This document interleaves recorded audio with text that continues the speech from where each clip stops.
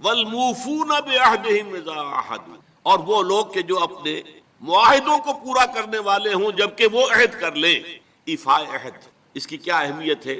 ایک حدیث، حضور کے جو خادم خاص تھے حضرت انس بن مالک رضی اللہ تعالی عنہ، تقریباً 9 برس تک مدنی زندگی جو ہے اس میں وہ حضور کے ذاتی خادم کیا، اور ان کا کہنا یہ ہے کہ قلما خطبنا رسول اللہ صلی اللہ علیہ وسلم الا قال لا ایمان لمن لا امانۃ له ولا دین لمن لا عہد له. کہتے ہیں شاذ ہی کبھی ایسا ہوا ہوگا کہ حضور نے ہمیں خطبہ ارشاد فرمایا ہو کسی بھی موقع پر، اور اس میں یہ الفاظ مبارکہ آپ نے نہ فرمائے ہو کہ اس شخص کا کوئی ایمان نہیں جس میں امانت داری کا وصف نہیں، اور اس شخص کا کوئی دین نہیں جس میں ایفاء عہد نہیں. کیوں؟ دین بھی نام ہے اللہ سے اپنے ایک عہد کو پورا کرنا. نماز کی ہر رکعت میں ہم کیا کہتے ہیں؟ ایاک نعبد و ایاک نستعین، پروردگار ہم صرف تیری ہی بندگی اور پرستش کرتے ہیں، اور صرف تیری ہی بندگی اور پرستش، اور اے پروردگار ہم صرف تجھ ہی سے مدد کے خواہاں ہیں اور تجھ ہی سے مدد چاہتے ہیں. یہ عہد ہے، بہت بڑا عہد ہے، بہت بڑا عہد. اس عہد کو پورا کرنا ہی دین ہے. اللہ کی بندگی، اللہ کے احکام کی اطاعت، اللہ نے جن چیزوں کو حرام کیا ان سے اجتناب کرتے رہنا، اللہ کے فرائض کی ادائیگی، اللہ کے لیے تن من دھن لگا دینا. ایاک نعبد و ایاک نستعین. اب ظاہر بات ہے کہ جو شخص انسانوں کے ساتھ چھوٹے چھوٹے کیے ہوئے عہد پورے نہیں کرتا، وہ اتنا بڑا عہد اللہ کے ساتھ کیسے نبھا دے گا؟ جو 2 پیسے کے اندر امانت کا ثبوت نہیں دے سکتا، اس میں بھی خیانت کر گزرتا ہے، وہ 2 کروڑ میں کیسے امین ثابت ہوگا؟ لہذا لا دین لمن لا عہد له، لا ایمان لمن لا امانت له ولا دین لمن لا عہد له. جس شخص میں امانت داری کا وصف نہیں ہے اس کا کوئی ایمان نہیں، اور جس کے اندر ایفاء عہد کا مادہ نہیں ہے اس کا کوئی دین نہیں. اب خاص طور پر اس نیکی کی بحث میں جس ربط اور ترتیب کے ساتھ یہ بات آ رہی ہے اس کو سمجھیے. در حقیقت یہ معاملات جو ہیں انسان کے، بین الانسانی معاملات، یہ در حقیقت اس کا اس لیے کہ اب تک جو معاملے آئے، ایک خدمت خلق اور انسانی ہمدردی کا جذبہ، پھر نماز کا قیام، زکوٰۃ کی ادائیگی. اب جو یہاں آ رہا ہے یہ معاملات ہیں بین الانسانی معاملات. معاملہ کہتے ہیں جو 2 افراد کے مابین کوئی بات ہو رہی ہو. عمل سے معاملہ، جوہد سے مجاہدہ، قتل سے مقاتلہ. تو جب 2 فریقوں کے درمیان جوہد ہوگی، جوہد کا جوہد سے ٹکراؤ ہوگا، وہ مجاہدہ بن جائے. جب 2 فریق ایک دوسرے کو قتل کرنے کے درپے ہیں، یہ مقاتلہ ہے. معاملہ جب 2 انسان یا 2 فریق یا 2 گروہ یا 2 کمپنیاں، یہ کمپنیاں جو ہیں وہ بھی آپ کو معلوم ہے لیگل پرسنز شمار ہوتے ہیں، ان کے مابین کوئی معاملہ ہو رہا ہے، کوئی معاملہ طے کر رہے ہیں. ان معاملات کے اندر سٹریم لائننگ کرنے والی ایک شے ہے، اگر وہ ہو جائے سارے معاملات درست ہو جائے. اب آپ کو معلوم ہے ایفاء عہد کا جذبہ پیدا ہو جائے. دیکھیے معاملات کی میں آپ سے وضاحت کروں. ایک شخص امپلائر ہے، ایک امپلائی ہے، ان کے درمیان ایک کانٹریکٹ ہے.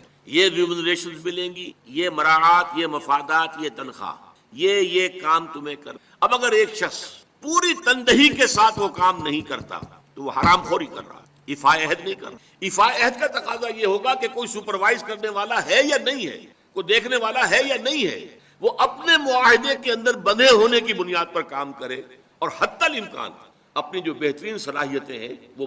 اسی طرح چھوٹا سا معاملہ ہے، آپ نے ایک شخص کو مزدور کے طور پر رکھا ہے، شام کو 100 روپے آپ نے دے، ایک معاہدہ ہے، طے ہو گیا. اب یہ مزدور اگر کام چور ہے کہ اگر تو کوئی دیکھنے والا ہے تو کام کر رہا ہے، اور اگر کوئی دیکھ نہیں رہا تو بیٹھ گیا، تو یہ بے ایمانی کا، یہ وعدہ خلافی کا. اسے اپنے اس وقت کے اندر اپنی پوری توانائی، پوری توجہ کے ساتھ، اس لیے نہیں کہ کوئی مجھے دیکھنے والا ہے، بلکہ اس لیے کہ میں تو اپنے عہد کا پابند ہوں، میں نے معاہدہ کیا. یہ میں نے سب سے چھوٹی مثالیں دی. اس سے اوپر آئیے، شادی کیا ہے؟ Social marriage. یہ سوشل کانٹریکٹ ہے. میرج کیا ہے؟ ایک مرد ایک عورت، اس کے درمیان معاہدہ ہے، ساری عمر کا نباہ کرنا ہے.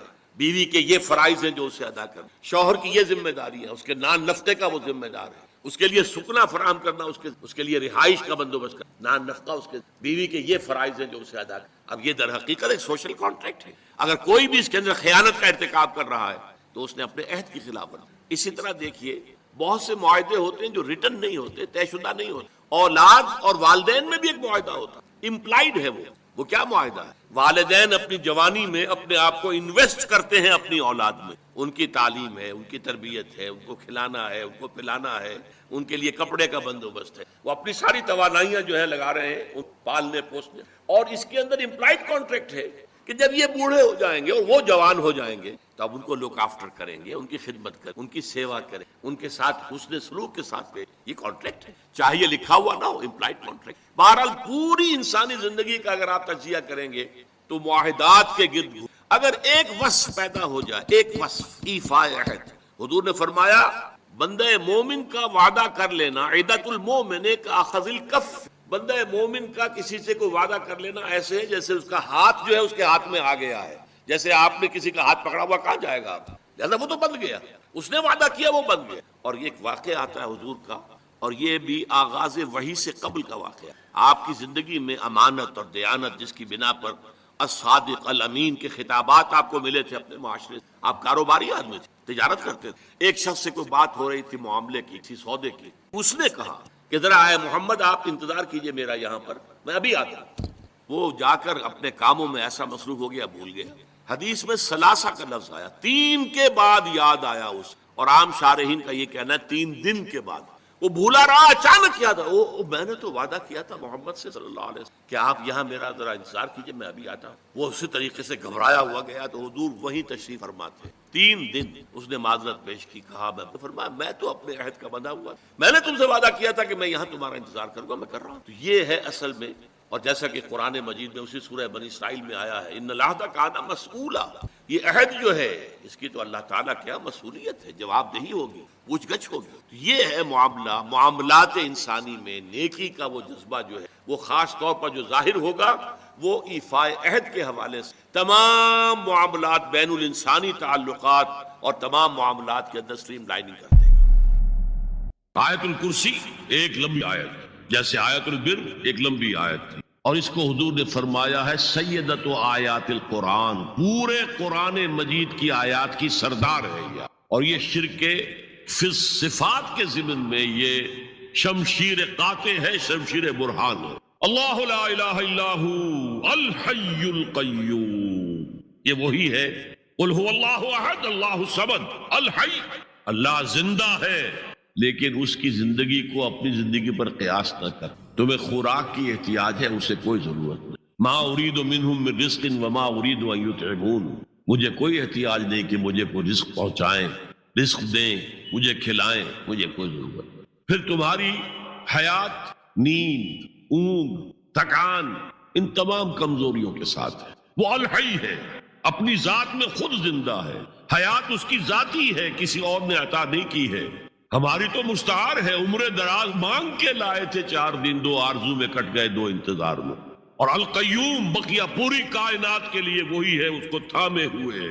لا تاخذہ سنۃ ولا نوم، الحی حیات کامل کہ اس کو نہ نیند آتی ہے نہ اونگ آتی. لہ ما فی السماوات و ما فی الارض، آسمان اور زمین میں جو کچھ ہے اسی کی ملکیت ہے. تم کسٹوڈینز ہو، تم امین ہو. ای امانت چند روزہ نزد ماست، در حقیقت مالک شے ہر شے خداست. یہاں تک کہ یہ میرا جسم بھی میرے پاس امانت ہے. میں کون ہوں؟ میری خودی، میری انا، میری روح جو پوزیس کرتی ہے اس بدن کو، لیکن یہ پوزیشن ملکیت کا نہیں ہے، امانت کا ہے. ای امانت، یہ ہاتھ بھی امانت ہے، میری زبان بھی امانت ہے، میری آنکھیں بھی امانت. من ذا الذی یشفع عندہ الا باذنہ، یہ یہاں پر انداز بڑا پرجلال.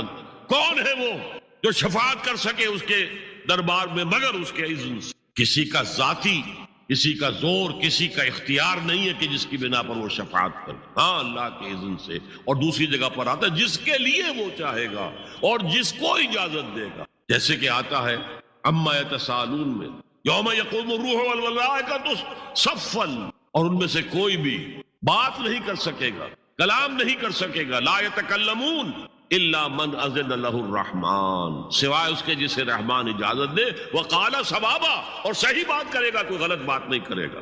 یعلم ما بین ایدیہم وما خلفہم ولا یحیطون بشیء من علمہ الا بما شاء، وہ تو جانتا ہے جو کچھ بھی ان کے سامنے ہے اور ان کے پیچھے ہے، اور یہ کوئی احاطہ نہیں کر سکتا مخلوقات میں سے، اس کے علم میں سے کسی کا بھی، سوائے اس کے جو وہ خود چاہے. یہاں بڑے ہی لطیف انداز میں شفاعت باطلہ کے تصور کی نفی ہو گئی. دیکھیے آپ کہیں جا کر کسی مجسٹریٹ سے سفارش کرتے ہیں تو کیا کہتے ہیں؟ اجی یہ فائل کے اوپر جو کچھ ہے آپ اس پر نہ جائیے، یہ گواہیاں وغیرہ جھوٹی ہو گئی ہیں، میں آپ کو بتاتا ہوں اصل بات کیا. اللہ کے سامنے کوئی یہ کہہ سکے گا اے اللہ تیرے علم میں نہیں ہے، میرے علم میں ہے؟ یعلم ما بین ایدیہم وما خلفہم، وہ تو جانتا ہے جو کچھ ان کے سامنے اور جو کچھ ان کے پیچھے ہے. ولا یحیطون بشیء من علمہ الا بما شاء، اور ان میں سے کوئی بھی، جیسے کہ میں ابھی بتا چکا ہوں، بریلوی مکتب فکر بھی کہہ رہا ہے کہ اللہ کا دیا ہوا علم ہے، محمد رسول اللہ کا جتنا ہے، لا محدود نہیں ہے، محدود ہے، قدیم نہیں ہے، حادث ہے. تو جتنا اللہ چاہتا ہے، جس کے لیے جتنا چاہتا ہے، لیکن اس کے علم میں سے احاطہ نہیں کر سکتا کوئی مگر جو وہ چاہے. وسع کرسیہ السماوات والارض، اس کا اقتدار چھایا ہوا ہے، مستولی ہے، آسمانوں پر بھی اور زمین پر بھی. ولا یعودہ حفظہما، اور اسے عاجز نہیں کر سکتی ان دونوں کی حفاظت. قیوم وہی ہے، صمد وہی ہے، لیکن اسے کوئی تکان تاری نہیں ہوئی، عاجز نہیں ہے. یہ اصل میں نفی ہے. جو تورات حافظے سے مرتب کی گئی تھی، 587 میں نبوکڈ نظر کا جو حملہ ہوا تھا، اس میں اصل تورات گم ہو گئی. اس وقت سے آج تک وہ اصل تورات ان کے پاس نہیں. پیریڈ آف کیپٹیوٹی سے واپس آئے ہیں بیت المقدس میں، سائرس کے لطف و کرم کی وجہ سے، ذوالقرنین کے لطف و کرم کی وجہ سے، پھر یادداشتوں سے لوگوں نے وہ تورات مرتب کی ہے. تو اس میں انسانی فکر شامل ہو گیا. لہذا وہاں یہ لکھا ہے اللہ نے 6 دنوں میں آسمان اور زمین پیدا کیے اور 7ویں دن آرام کیا، یعنی کوئی تکان لائق ہو گئی. قرآن نے کہا، اللہ تعالیٰ نے فرمایا سورہ قاف میں، وَلَقَدْ خَلَقْنَا السَّمَاوَاتِ وَالْأَرْضَ وَمَا بَيْنَهُمَا فِي 6 أَيَّامٍ وَمَا مَسَّنَا مِن لُغُوبٍ. یقیناً ہم نے آسمان اور زمین اور جو کچھ ان دونوں کے مابین ہے انہیں 6 ہی دنوں میں پیدا کیا. وہ بات ٹھیک ہے، لیکن ہمیں کوئی تکان لائق نہیں ہوئی کہ ہمیں کسی آرام کی ضرورت ہو. لا یعودہ حفظہما وہو العلی العظیم. العلی وہی ہے سب سے بلند و بالا، لتکون کلمۃ اللہ ہی العلیٰ، تاکہ اللہ کا کلمہ سب سے سربلند ہو جائے، اور وہی عظیم ہے، عظمت والا. اللہ تعالیٰ مجھے اور آپ کو اس سے بچائے، اپنے سابقہ زندگی کے گناہوں پر توبہ کرنے کی اور اللہ سے استغفار طلب کرنے کی توفیق عطا فرمائے، اور اپنے دینی فرائض کی انجام دہی کے لیے کمر بستہ ہو جانے کا عزم مصمم کر لینے کی توفیق عطا فرمائے. زندگی میں دکھ اور سکھ ان کا چولی دامن کا ہے. دکھ بھی ہے، سردی کے ساتھ گرمی، نرمی کے ساتھ سختی بھی. ان مع العسر یسرا ان مع العسر یسرا، یسر کے ساتھ عسر، عسر کے ساتھ یسر. لیکن انسان نفسیاتی طور پر متاثر جو ہوتا ہے وہ تکلیف سے، دکھ سے. خوشی آتی ہے تو وہ ایسے گزر جاتی ہے، اس کا وقت کا بھی پتہ نہیں چلتا، گزر بڑی تیزی کے ساتھ وقت گزر. لیکن غم کا معاملہ ہو جائے تو ایک ایک لحظہ جو ہے وہ بڑا کٹھن ہو جاتا ہے، بڑی مشکل سے. تو انسان کے احساسات پر زیادہ جو اثر آتا ہے وہ دکھ. بعض فلسفے دنیا میں ایسے ہیں کہ جنہوں نے اس دکھ، خاص طور پر جو حساس انسان اس کو محسوس کرتا ہے، اس کے اعتبار سے یہ کہا ہے کہ دنیاوی زندگی نرا دکھ ہی دکھ ہے. آپ کو معلوم ہے کہ تعداد انسانوں کی بہت بڑی تعداد ہے جو بدھ مت کی پیروکار ہے، اور بدھ مت کا کلمہ طیبہ یہ ہے، یعنی یہ ان کا اصل الاصول ہے. جیسے ہمارے دین کا اصل الاصول ہے لا الہ الا اللہ محمد اللہ، کلمہ طیبہ. ان کا جو کلمہ طیبہ ہے وہ یہ سروم دکھم، سب دکھ ہی ہے، سب مصیبت ہی مصیبت ہے.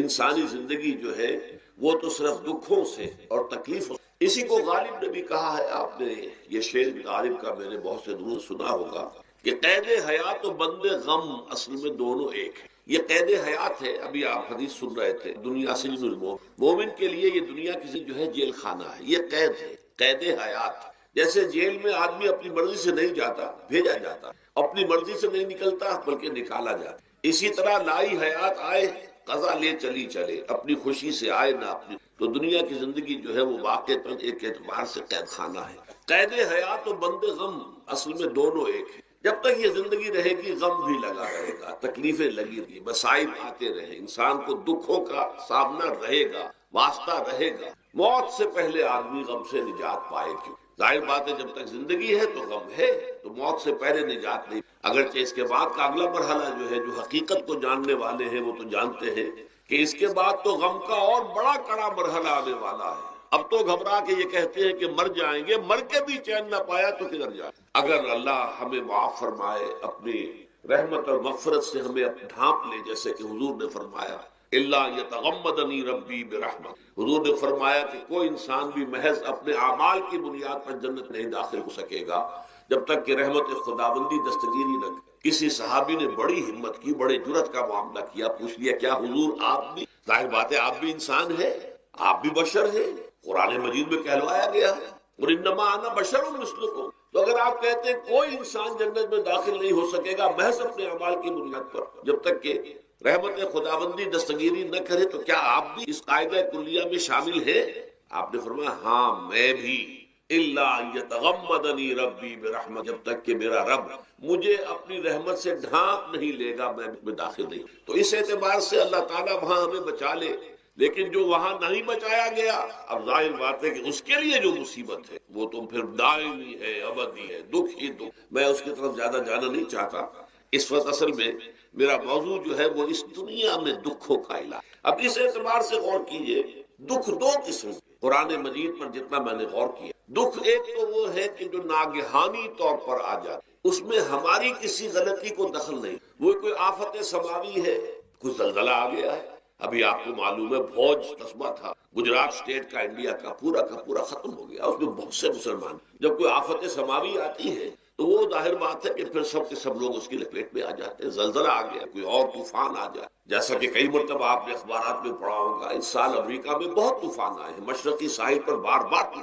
وہاں بھی لوگ مرتے ہیں، وہاں بھی چھتیں اڑ جاتی ہیں، وہاں بھی تباہی جو ہے آتی ہے۔ تو اس حوالے سے ایک تو ہے وہ ناگہانی آفات، آفت ارضی ہو یا آفت سماوی ہو، زلزلہ ہے یا آفت ارضی ہے، طوفان آ گیا ہے، کوئی سائیکلون آ گیا یا آفت سماوی، موت سے پہلے آدمی غم سے نجات پائے گی۔ ظاہر بات ہے جب زندگی ہے تو غم ہے، تو موت سے پہلے نجات نہیں۔ اگرچہ اس کے بعد کا اگلا مرحلہ جو ہے، جو حقیقت کو جاننے والے ہیں وہ تو جانتے ہیں کہ اس کے بعد تو غم کا اور بڑا کڑا مرحلہ آنے والا ہے۔ اب تو گھبرا کے یہ کہتے ہیں کہ مر جائیں گے، مر کے بھی چین نہ پایا تو کدھر جائے۔ اگر اللہ ہمیں معاف فرمائے، اپنی رحمت اور مغفرت سے ہمیں ڈھانپ لے، حضور نے فرمایا الا یتغمدنی ربی برحمت، حضور نے فرمایا کہ کوئی انسان بھی محض اپنے اعمال کی بنیاد پر نہیں داخل کیے گا جب تک کہ رحمت خداوندی دستگیری نہ۔ کسی صحابی نے بڑی ہمت کی، بڑے جرأت کا معاملہ کیا، پوچھ لیا کیا حضور آپ بھی، ظاہر بات ہے آپ بھی انسان ہیں، آپ بھی بشر ہیں، قرآن مجید میں کہلوایا گیا ہے، اور انما انا بشر مثلکم۔ تو اگر آپ کہتے ہیں کوئی انسان جنت میں داخل نہیں ہو سکے گا محض اپنے اعمال کی بنیاد پر جب تک کہ رحمت خداوندی دستگیری نہ کرے، تو کیا آپ بھی اس قاعدہ کلیہ میں شامل ہیں؟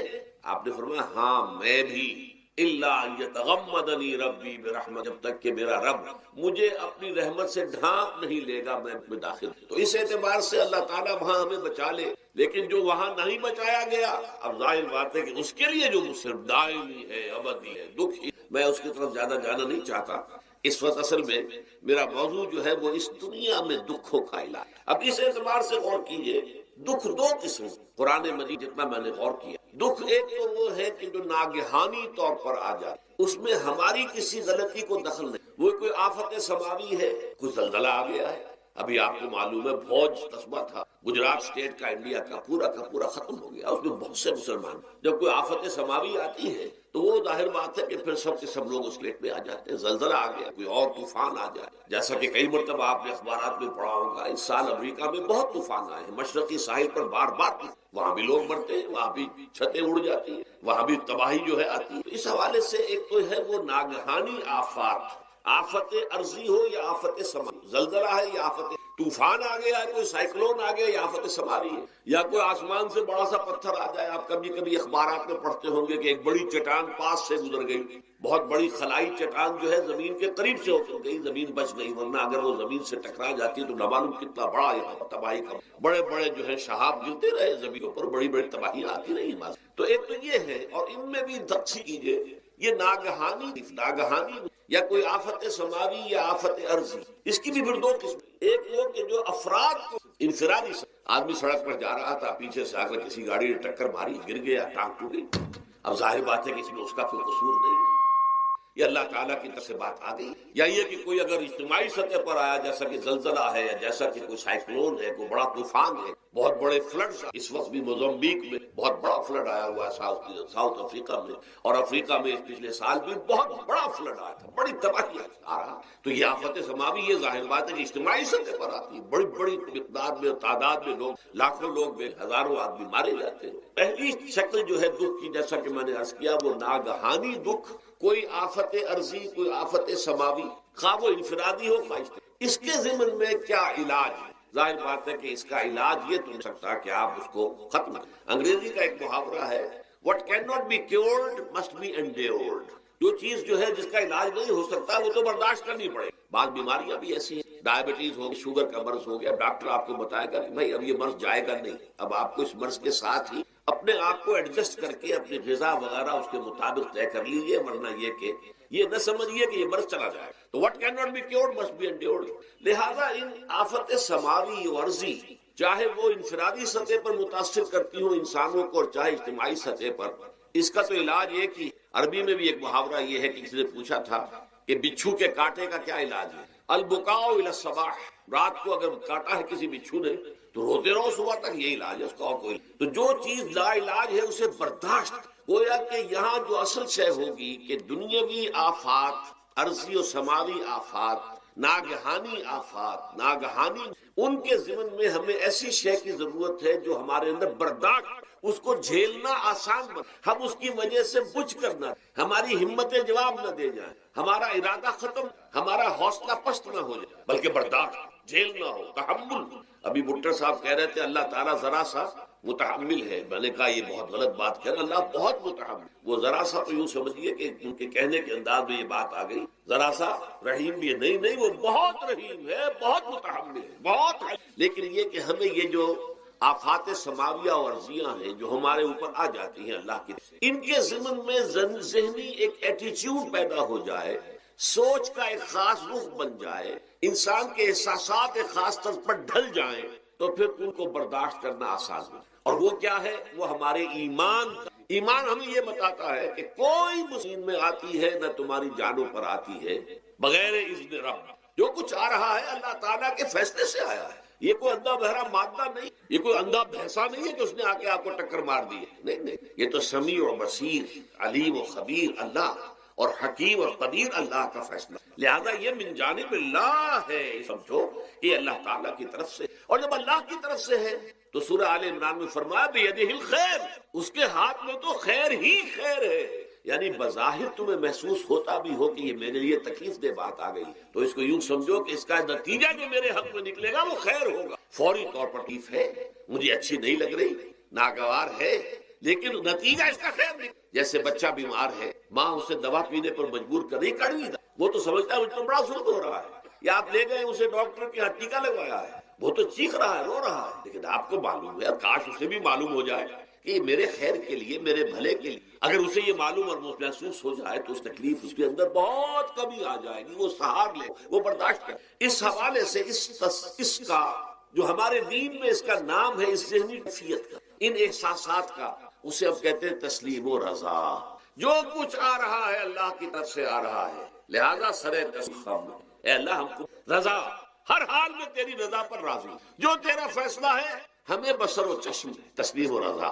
ہم بھی تسلیم کی خو ڈالیں گے، بے نیازی کے. اللہ تو بے نیاز ہے، لیکن اے اللہ تو ہمارے لیے جو بھی تکلیف کا تو نے فیصلہ کیا، ہم تسلیم کی خو ڈالیں گے، عادت پیدا کر لیں گے کہ ہر ساقی ماریخ عین الطافس، یہ میرا ساقی میرے پیالے میں جو کچھ ڈال دے اس کا لطف و کرم ہے. یہ مقام رضا ہے، ایمان کا ایک ایسا تقاضا ہے کہ جس کو ہم کہیں گے ایمان کی حلاوت، ایمان کی مٹھاس. اگر آپ کا منہ کڑوا ہو جائے تو آپ چینی کھاتے ہیں تاکہ منہ کا ذائقہ ٹھیک ہو جائے. اگر تکالیف کی وجہ سے، دکھ کی وجہ سے آپ کے احساسات کے کوئی خرابی پیدا ہو رہی ہے، یہ جو مقام رضا ہے یہ اس کے لیے قند ہے، یہ اس کے لیے چیز ہے، یہ اس کے لیے شہد ہے، یہ اس کی تلخی کو ظاہر کر دینے والی کہ اللہ تیری طرف سے راضی و رضا رب. اب اس کے ضمن میں سمجھیے، یہ تو اصولی بات میں نے آپ کو بتائی. اس کی 3 کیفیات ہو سکتی. کیوں اللہ کی آتی ہے؟ سب سے پہلی شے ہے، اب وہ جو آیات میں نے سنائی تھی سن لیجیے پہلے ترجمہ. سورہ تغابن میں فرمایا ما صاب مصیبت الا باللہ. دیکھو کوئی مصیبت تم پر نہیں آ سکتی، نہیں آتی مگر اللہ کے. ومن یؤمن باللہ، اور جو شخص اللہ پر ایمان رکھتا ہو، یہد قلبہ، اللہ اس کے دل کو ہدایت دے، اس کے دل کو سکون عطا کر. وہ راضی برضائے رب، اس میں شکوہ نہیں رہتا، اس میں شکایت نہیں، اس میں تلخی. کیوں ہو گیا، کیسے ہو گیا، کیوں ہو گیا، نہیں ہونا چاہیے، یہ